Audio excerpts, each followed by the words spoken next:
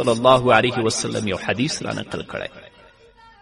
حضرت عایشه رضی الله تعالی عنها فرمایي چې نبی کریم صلی الله علیه وسلم وفرمایل الله رب العزت تاسو ته اجازت وکړو چې د خپلو حاجتونو دپاره بهر ته وتلی شئ، خو بغیر د حاجته به تاسو د کوره نه وځئ.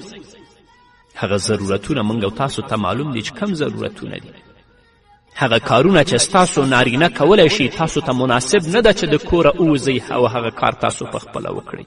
هو که ستاسو نارینه په کور کې نه وي، یو ماشوم ډیر سخت مریض کیږي، کولی شي خورې او مورې چې هغه تر ډاکټره پورې ورسوي. دا نه چې خاوند په کور کې نشته، برقه یا پونی په سر واخلي چې چیرته زیارت دی تا نه پاتې نه دی، چې چیرته کوټګر دی د ستا نه پاتې نه دی، او چې چیرته بازار دی ستا نه پاتې نه دی. د رسول الله صلی الله علیه وسلم د دې حدیث نه موږ ته دا معلومات کیږي چې په زنانو باندې دومره پابندي نشته چې د خپلو ضروریاتو دپاره هم بهر ته تلی نشي. د مرګ او پیدایش، د بیمارانو د عیادت او د خپلو خپلوانو سره د ملاقات په سلسله کې وتلی شي، مګر په دې امورو کې د شریعت د تعلیماتو مطابق پرده او د خاوند اجازت هم لازم دی. ستاسو یوازې تک هم جایز نه دی. خپل نارینه سره د کور نه اوځئ. که نږدې ځای وي نو ځان سره یو ماشوم کړئ، هسې نه چې فاسد او فاجر خلک دا خیال وکړي چې یوازې ده او د شرافت خلاف کار ونه کړي. نن ورځ زموږ خویندې چې یوازې د کورونو نه اوځي، خویندو دا کار د شرافت او د پاکدامني او د عزت نه خلاف کار دی. خپل عزت او خپله پرده په خپله وساتئ. د نن سبا آزادې جنکۍ او ښځې چې کله وغواړي او چیرته وغواړي د خاوند او نورو نارینهو د اجازت نه بغیر وځي په بازارونو کې ګرځي. دا کار د الله رب العزت د غضب او د الله رب العزت د لعنت سبب دی.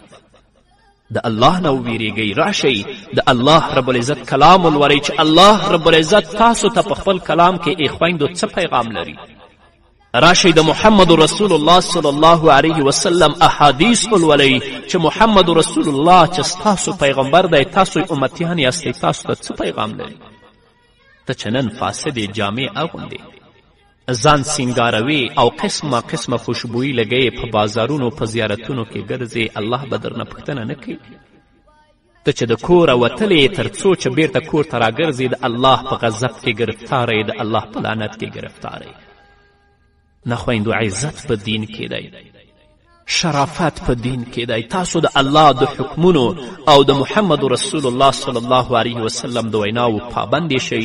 الله رب العزت به عزت د دنیا هم درکړي او الله به عزت د آخرت هم درکړي.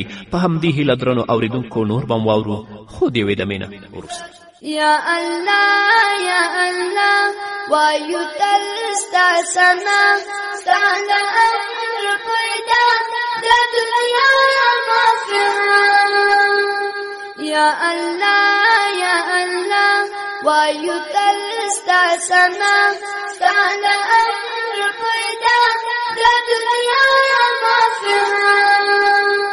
تو عزیز الجبار، تباری الغفار، تفاتيح العليم، تمليك الكمال. درنو اوریدونکو، بیا هم زموږ سلامونه ومنئ. طبرانی او صاحب د کنز العمال د حضرت عبدالله ابن عمر رضی الله تعالی عنهما یو مرفوع حدیث را نقل کړی. هغه فرمایي: عن ابن عمر مرفوعا قال رسول الله صلى الله عليه وسلم: ليس للنساء